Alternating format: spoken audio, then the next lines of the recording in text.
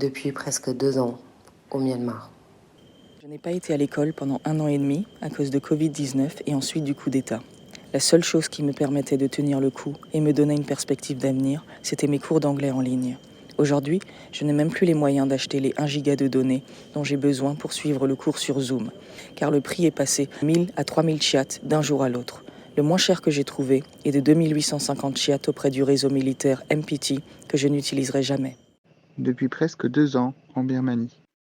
L'accès à l'information en ligne est une question de vie ou de mort pour de nombreuses personnes au Myanmar, notamment celles qui cherchent à se protéger des attaques aveugles de l'armée et les millions de personnes qui tentent de faire face à une crise économique et humanitaire dévastatrice. Depuis presque 2 ans, au Myanmar, Prendre cette mesure supplémentaire au Myanmar alors que la junte impose la loi martiale dans tout le pays et que les autorités perpétuent de graves violations des droits humains est un signal flagrant que les militaires prévoient de redoubler de violence sous le couvert de l'obscurité. Depuis presque 2 ans en Birmanie.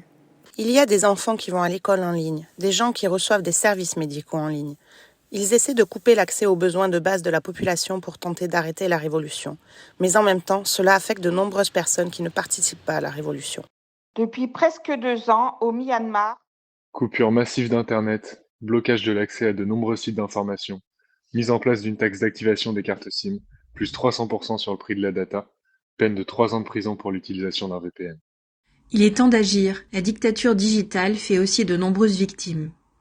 Internet est un bien public. Rendons-le accessible à ceux dont la vie en dépend.